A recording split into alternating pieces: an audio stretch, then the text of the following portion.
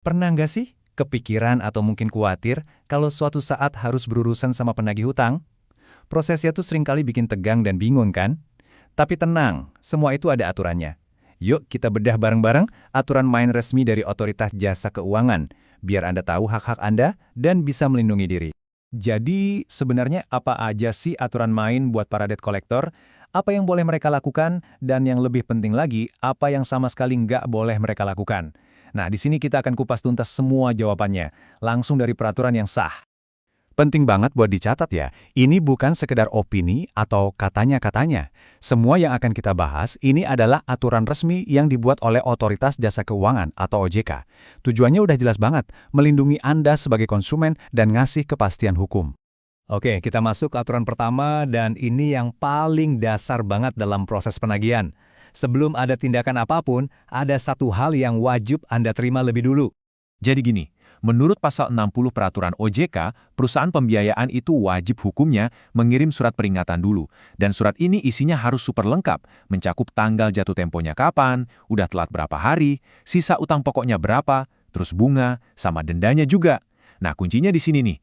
Kalau salah satu aja dari 5 informasi ini nggak ada, surat itu bisa dianggap nggak sah loh. Ini benteng pertahanan pertama Anda. Oke, terus gimana kalau setelah dapat surat peringatan, kewajibannya belum juga lunas? Nah, baru deh proses penagihan boleh jalan.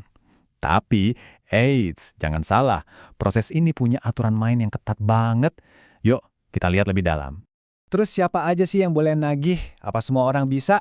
Ternyata nggak sembarangan orang loh. Pasal 61 negesin banget kalau perusahaan pembiayaan pakai jasa pihak ketiga ada 3 syarat wajib. Pertama, harus perusahaan berbadan hukum. Kedua, ya jelas harus punya izin resmi. Dan ketiga, ini yang penting, setiap penagihnya, setiap orangnya itu harus punya sertifikasi, biar profesional gitu loh. Nah, ini dia nih bagian yang paling krusial. Ada di pasal 62. Aturan ini bisain dengan jelas mana yang boleh dan mana yang enggak. Yang jelas-jelas dilarang, pakai ancaman, kekerasan, atau tindakan apapun yang bikin malu. Neken-neken secara fisik atau verbal juga nggak boleh sama sekali. Dan yang penting, mereka nggak boleh nagih ke orang lain selain Anda. Terus, apa yang boleh? Penagihan itu cuma boleh di alamat Anda. Harinya Senin sampai Sabtu, dan ada jamnya loh, dari jam 8 pagi sampai jam 8 malam. Udah, di luar itu nggak boleh.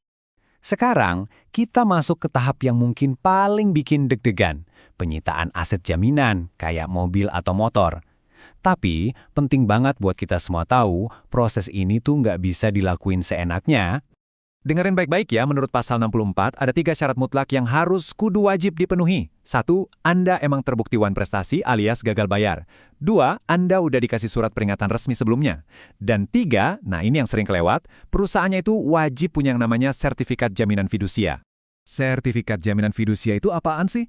Gampangnya gini deh, itu tuh kayak bukti hukum resmi, akta notaris yang didaftarin ke negara.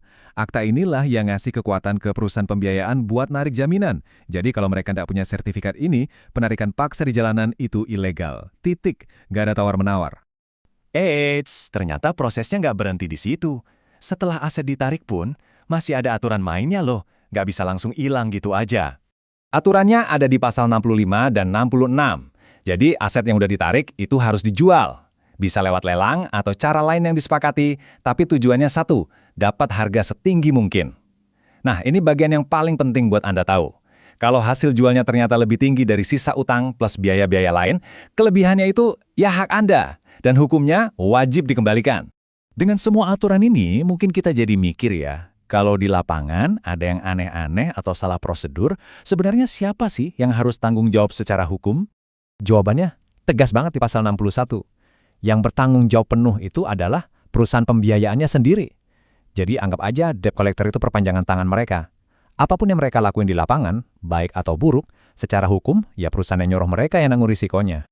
Bahkan nih, aturannya itu sampai ke level paling atas perusahaan loh. Regulasi OJK secara spesifik bilang kalau direksi itu wajib memastikan bahwa perusahaan itu selalu bertindak dengan itikat baik dan memperhatikan kepentingan debitur. Ini nunjukin kalau perlindungan konsumen itu bukan cuma basa-basi, tapi tanggung jawab langsung dari para pimpinannya. Nah, itu dia aturan mainnya. Jelas banget kan, detail, dan sebenarnya sangat berpihak ke Anda sebagai konsumen.